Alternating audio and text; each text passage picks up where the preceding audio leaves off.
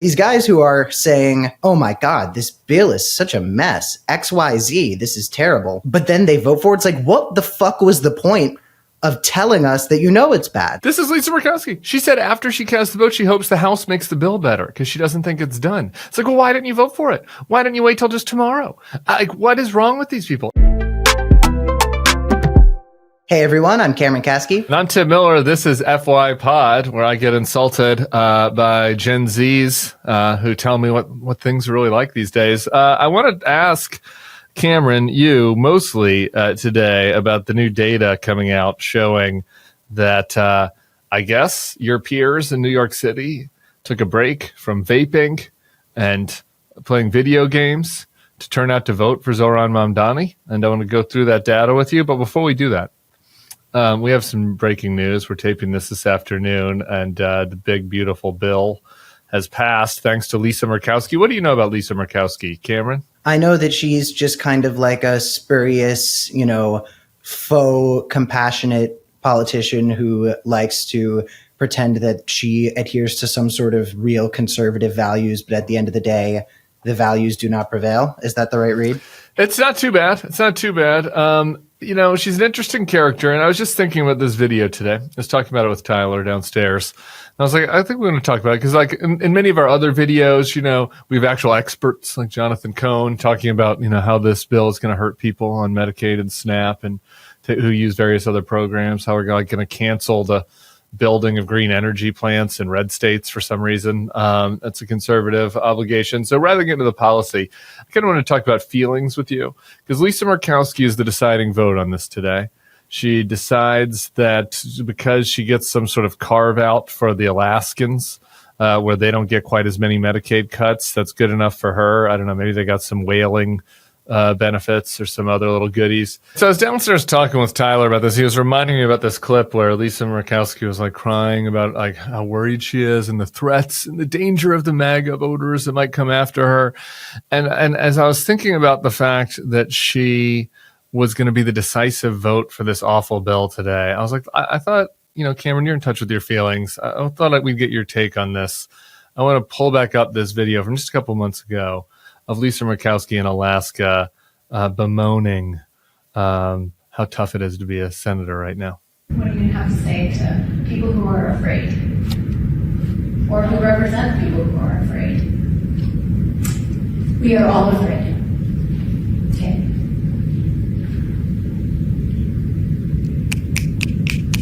That's what I'm saying. But we are, we're in a time and a place where I don't know. I certainly have not been here before. And I'll tell you, I'm oftentimes very anxious. Is this reason? About using my voice? Yeah. Since the election. Because retaliation is real. And that's not right. But that's what you've asked me to do. And so I'm going to use my voice to the best of my ability. And sometimes it will be viewed in a way that, well, that's pretty confrontational. And other times it's going to be using my mother's charm that I learned as a young girl, and in direct communication with those that I made. My mother's charm that I learned as a young girl. To affect some change that way. But I've got to figure out how Okay. This is enough. This whole fucking performative bullshit that I just have to hear from these Republican members of Congress. It's like, there's going to be retaliation and people might come for me and it's hard. It's really hard. And then she folds. She votes for this bill that is going to increase 100 bazillion% the amount of money going to ICE detention centers. But I think you need to be holding space for the fact that she is using her mother's charm that she learned as a young girl. If I was watching like a vampire movie and a comely young maiden was being handed off to some 600-year-old count, I imagine her evil parents who are doing it for money would whisper to her, use your mother's charm that you learned as a young girl. That's fucking creepy, dude. Cultural conservatism is so fucking creepy. Oh my, keep your fucking mother's charm to yourself. Where was your mother's charm that you learned as a young girl when you were delivering that little speech? Because that was so flaccid and pathetic. Obviously, the Big Beautiful Bill is also bad, but 0 stars on performance, Lisa Murkowski. Jesus Christ. I wish we could have watched the video at like 1.5 speed. Yeah, you need though the pain. You need to suffer with her. Like, you need to suffer because she is trying to project that she's suffering, but she's not. She's a Nepo baby. She's a daughter of a politician. She gets elected in Alaska, and they're going to put through this fucking awful bill that's going to cause myriad harms to real people, and she becomes the final vote for it months after doing this whole sob story about how, I'm going to still use my voice, even though people are going to come for me. It's like, it's all such phony. It's bad. You're right. It's bad acting, and it's extremely phony and disheartening. Let me ask you, Tim, as an expert on politics, Republicans, people, what do you think is the psychology of being a Republican politician and voting for something like this, but going on to be like, just so you guys know, I know it's bad. Like these guys who are saying, oh my God, this bill is such a mess. XYZ, this is terrible. But then they vote for it. It's like, what the fuck was the point of telling us that it's bad? This is Lisa Murkowski. She said after she casts the vote, she hopes the House makes the bill better because she doesn't think it's done. It's like, well, why didn't you vote for it? Why didn't you wait till just tomorrow? Like, what is wrong with these people? Here's the psychology. They see themselves as being part of a team, and they want to defend the team. I know this goes against your nature because you're a contrarian, but some of these guys want to defend the team. It's tribal. That's an element of it. It's also a desire. They want to be important and feel important and you can't really do that if you go against Trump too harshly. You've heard some of these guys say this, like you become Jeff Flake or Adam Kinzinger or Liz Cheney, people that I greatly admire, but who are, hanging out at their house a lot these days. Adam's got a great Substack. People should sign up for that. Liz and Flake, they don't, they're not, their phone isn't ringing off the hook anymore, right? And they want that. Like, they want to be in the mix. They want to feel like they're important. And I think that like social high school cafeteria stuff drives this.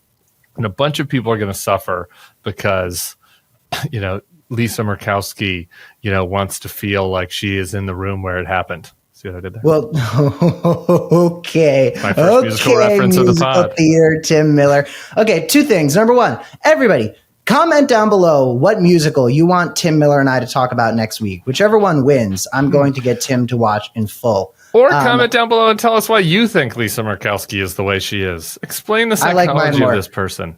So, you like yours do you think more? there's a degree I'm not to going to which watch a musical, though, is the problem. I'm not going to. Yes, you will, and we'll watch one together, and I'll get Toulouse playing the music every single morning when you're driving her to school.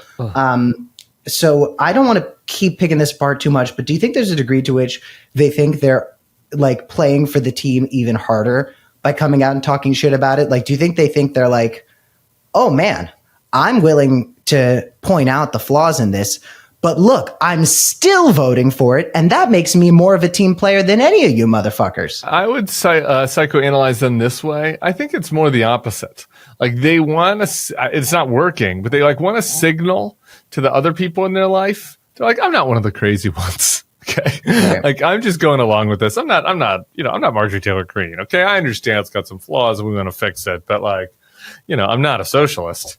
I think it's that these people are in very closed social environs, and I don't know. I mean, it is. I think the good news is that this is going to be a political disaster for them. Well, so that's speaking of which, you talked about Gen Zs early in the episode and how we all turned out to vote in New York City. But I want to talk about another thing that's important to me, which is that a lot of Zoomers I know do not know what the fuck this bill is. And I think that it's one of those examples of something in MAGA world, in Trump world, being so jam-packed with awful that it's hard to communicate how much awful there is in it. Because if you, even in 5 bullet points, explain the things that are in this bill to somebody, I think it's just too much to wrap your head around. This is just pure fucking evil.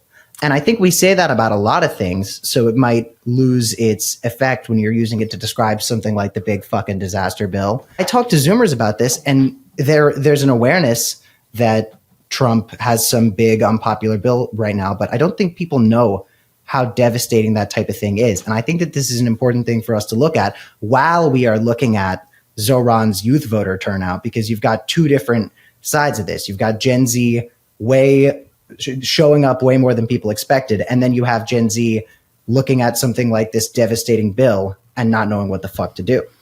All right, are you ready? We're going to do it right now. Zoomers, are you watching? Here's what's in this bill. 1, it extends the Trump tax cuts for the rich. 2, it has a tax handout for old people. It's like a special little write-off for old folks because they couldn't get their Social Security tax repeal through. 3, it has no tax on tips. If some of you are on tips, maybe you like that part. 4, massive cuts to Medicaid, massive cuts to SNAP. What's SNAP? That's food stamps. Okay, they're going to do that. Number 5, they're going to build a ton of new ICE detention centers. That's exciting. Number 6, they're going to stop building all of the clean energy plants that was in the Biden bill that you guys didn't pay attention to. And most importantly, number 7, there's going to be a sculpture garden. We're funding a sculpture garden of people that Donald Trump thinks are heroes. So that the sculpture garden is coming in and healthcare for poor people is going out. They're not funding immigration judges. So like think about what that means, Cameron. They're going to spend a ton of fucking money to build new ICE detention centers. But they're not spending any more money to expand judges when there's already a huge backlog. So that means they're just planning on grabbing people off the street, throwing them into detention centers, and being like, you can hang out there, and we'll deal with due process later. That is literally what they're planning on doing. I didn't even know about the sculpture garden, but what I have noticed is that that is one of the things a lot of Republicans are turning to right now when people are pushing back on them and saying, what the fuck did you just vote for? You get people like J.D. Vance and Ted Cruz coming out and being like, listen, you can focus on all this other bullshit, but this bill was about getting these ICE detention centers. Yeah. Are you seeing this? Yeah. Oh, yeah. No, JD literally sent a tweet that was like, the other stuff doesn't matter. That's like, well, why didn't you just fund the ICE detention centers? Including Alligator Alcatraz, which we have a whole video on it going up on the FY Pod spinoff channel. You could take a look. I'm excited. Who'd you do it with? Who'd you talk to? With me. I didn't you solo? Florida man talking about? Anybody else. I didn't need anybody else. I went on a fucking rant about the depravity of it. I'm going to go on a mini version of that rant here, although you can go to the FY Pod channel, which will be linked in our description for the full rant. Alligator Alcatraz, to me, is MAGA 2.0 in a nutshell. It is completely unnecessary. It is a multifaceted disaster. Not only is it a violation of human rights, not only is it an absolutely disgusting and, in many ways unconstitutional, abhorrent disaster, it's also an environmental mess. People who are native to that land and that area are talking about the ecology of it and how building a fucking ICE detention center right there in the Everglades is bad for the environment. Not that anybody who would support fucking Alligator Alcatraz cares about the environment, but it goes to show that this is bad for a lot more reasons than just the human rights violations. But really what gets me is the alligators. I don't know if you saw, Dante will throw this up on the screen. DHS tweeted out an AI picture of an alligator wearing like an ice hat. Yeah, because they're fucking memers now, because they post memes, the memes that you see on Reddit that make you say, oh my God, Gen Z is absolutely fucked. That's just our government now. Like the government posts online like your Gen Z relative who you have to call your aunt about to make sure that everyone's checking in on him, making sure he's all right. And they post this AI shit. They love AI. The new MAGA world loves AI. It represents stealing from other people to create something that's entirely unoriginal. MAGA in a nutshell. And it's the alligators that they love. They don't love cleaning up the streets. They don't love the idea of freeing up American jobs. They don't love the stuff that they ran on with illegals. They love the idea that a human being can get fucking ripped to pieces by a fucking alligator if they go against what Donald Trump wants them to do. It is exciting to them. It is the fucking Colosseum at the end of Rome when people were indulging in human violence, when people were looking at violence and gore and saying, oh, this is fun. You know, this is the decadent shit that represents how powerful and strong our society is. Alligator Alcatraz, AI images of it, the parties that they're throwing about the idea of illegals getting fucking eaten by alligators. It's just depravity. It's just the moral decline of America embodied. They're selling fucking T-shirts. They're selling fucking T-shirts, and supposedly they're claiming that like the Florida website where they're selling the T-shirts is like famous homosexual, famous alleged self-admitted homosexual Benny Johnson posted a selfie wearing an alligator Alcatraz hat. There was just fucking merch, all on the idea. It's very Christian of him. He also does Christian rallies with TPUSA people. This is exactly what Jesus would have worn. And it's just so important that to note that the focus on the alligators is not a focus on stopping crime. It's not a focus on, they like the idea that someone's going to get fucking ripped apart by an alligator. That is what's exciting to them. If you go against Donald Trump, fucking alligators can rip you up. And it's just like considered normal. It's like, that's just the government now. It's not just the fringes of the MAGA base, right? Who, if they were saying this in 2017, people would have been up in arms about it. No, this is like, the establishment of the United States right now is literally going like, LOL alligators, here's an AI about it. And they can all go fuck themselves and get eaten. Did you ever encounter an alligator while you were in Florida? In Parkland, Florida, if it rains enough, everyone lives on a lake. The boundary between the lake and the grass gets a little murky, and the alligators get a little bit less a sense of where the lake stops and where Cameron trying to fucking walk to school in the morning starts. So on a really rainy day, you can just see an alligator fucking chilling on the way to your high school that will eventually get shot up. And it's just nuts because they're scary as fuck. Alligators are fucking terrifying. Crocodiles are I'm not going to get into crocodiles. That's another episode. Okay. But no, in Florida, you get a lot of alligators. I'll tell you this, Cameron, you probably didn't agree very much with Jeb Bush when it comes to tax and abortion policy and some other things. But Jeb Bush, when he was governor of Florida, spent a lot of money on Everglades renewal and manatees. So, back in the day, you could do that. You could be for both. Not anymore. You'd have to totally go fully all in on anti-environment, cruelty to migrants. It's all part of the same package. I wanted to talk to you about, I've got to give shouts out to Jeb where I can these days. It's pretty bleak out there for my people. Jeb, come on the show. Tim is going to be away next week. Jeb, Bill Crystal, and Cam. That could happen. We'll see. I'll send him an email. I want to talk about the youth showing up. There's a meme going around that was wrong. That showed that 18 to 24-year-olds were the biggest turnout in the New York City mayor's race. And our boy that you also had on the FY Pod page, shout out to that page. Go check it out. Laksha Jain, who is, I think, Generation Z's smartest Zoomer. He's very, very nerdy. He's in the numbers. He knows the numbers. He posted this, like the actual data. The actual data, the real data shows pretty significant turnout among the youth as well, just not quite as much as kind of the rumored fake news was. The biggest turnout groups were 25 to 29 and 30 to 34. These are all in like 5-year chunks.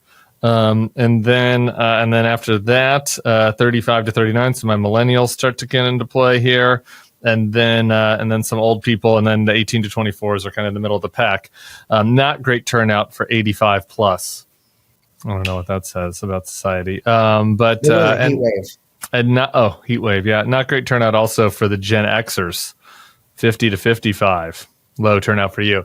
So anyway, I'm just curious, like kind of what you made of that. And we've had a lot of discourse about this, about kind of what was it about Zoran. I think it's interesting that we have like some real data here that shows quite strong turnout, particularly for the 20-somethings, and not too bad for the total youngs. Two things. Number one, I would like everybody to ask themselves, what have I seen the Democrats talk about more in the past week? Zoran Mamdani, or the political assassination that just happened, and the funeral that the President of the United States skipped while he did go to the opening of Alligator Alcatraz. I've seen a lot of Democrats talking about Zoran. I've seen a lot of Democrats calling Zoran into question. saying some serious things about Zoran, many of whom making allegations about Zoran. I haven't heard much about the big, beautiful bill in terms of messaging that is at least going to reach and resonate with Gen Z. And I haven't heard much about the political assassination, the Democratic lawmaker who got shot in their house. Yeah, and two lawmakers got shot. Just one. Two lawmakers got shot. One of them got killed. I haven't heard a lot of Democrats talking about that. I've heard so much about Zoran and about communist lettuce and about Zoran's language and his use of language. And I have not heard about politically motivated assassinations that just happened right here in the United States of America, as if we were some fucking country that is actually falling apart at the seams, which we are, but you know what I'm saying. So while we're in our Zoran discourse, I encourage you to reflect for a moment and say, have I talked to people about the big, beautiful bill while I'm talking about Zoran, the mayor of one city in this country? Have I talked to people about a Democratic lawmaker, multiple Democratic lawmakers getting fucking shot? Anyway, to the young people thing. Zoran's victory, you can attribute to all sorts of things, whether that's inspiring hope instead of cultivating fear. And telling people that we actually have a lot to be excited about instead of telling them, hey, we need to go back to some status quo that may or may not have been working for you.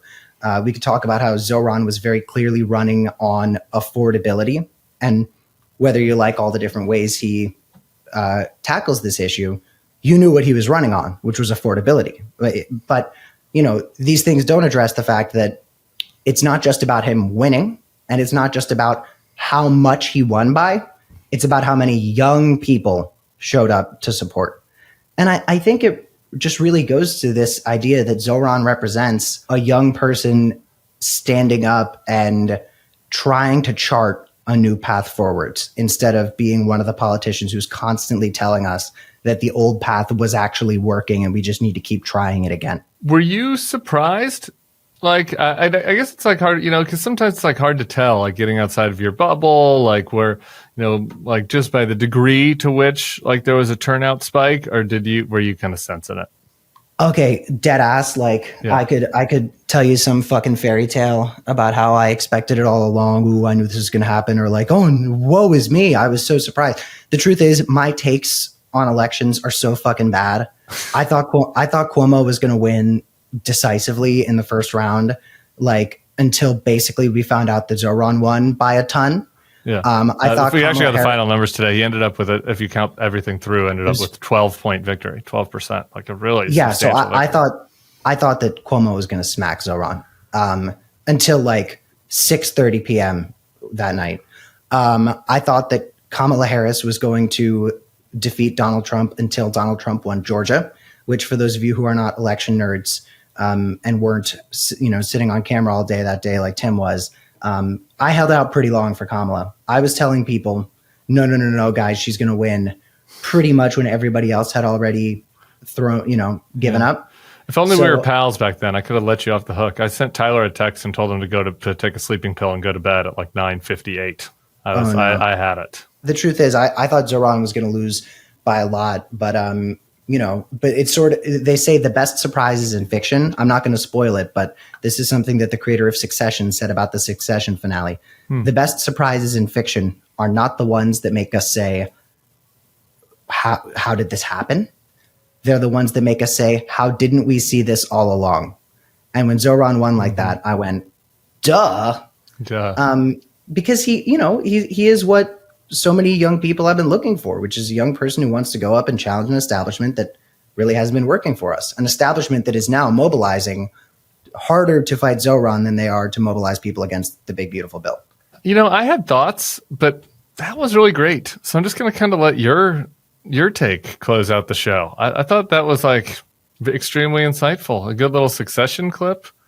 I thought you were cooking with that. I think that's right. And I could quibble about a couple things, but we could do that another episode.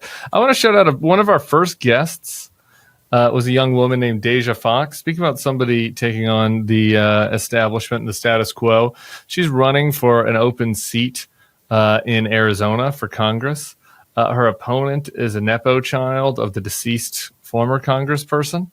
Nothing against I don't really know a lot about the deceased former congressperson, if I'm being honest. Was probably a good person. But you saw the Nepo child was using like the email lists or something of the deceased parent. It's just like getting some fresh blood in there. Deja and I are certainly probably not going to agree on all the vicissitudes of the capitalist system, but she is spunky. Deja's not really like that. Deja's like kind of lax. She's not like a no. I just meant that like if we went down a checklist of all the issues, I'm sure me and Deja would not be totally aligned. I mean, she like her origin story. People should go back and watch that episode. She's unbelievable. Her origin story about like having insecure housing and being passionate about women's reproductive rights. Anyway, it's just not my origin story. So we're different in various ways. But I loved her energy, and I think that's another example possibly of a young person like putting themselves on the line. And so I wanted to shout her out. Election in 2 weeks, some new polling coming out that showed she's narrowing the gap a little bit. So I don't know if you have any thoughts on that, or you want to take us out, Cameron? Well, I want to take us out really by shouting out us, Okay. Cameron and Tim, because I see articles about 2 Gen Z female congressional candidates right now, Deja and Kat, both of whom are friends of the show. We're kind of like absolutely obliterating the mission of being the place for the Zoomers who have something to say to come say it. Crushing it. I totally agree. If you look up Gen Z female congressional candidate, like you're just going to be seeing friends of FY Pod. I don't know what to tell you. And I have a feeling that next time we get a new batch, we're going to be having all those people as well. It's a must stop. The FY Pod couch. The virtual couch, the non-existent couch. It's a must stop, and we have to talk about vaping and bisexuality. And besides that, you can talk about your issues. My closing statement will be, are you willing to reveal right now to the audience what will become of me when you're on vacation? No, I am not. Everyone will have to come as a surprise. I'm on vacation next week, but we got one more episode before that. So everybody stick around for that. And, we'll see y'all then. Thank you all for coming. Slay. Go Brewers. Go Brewers.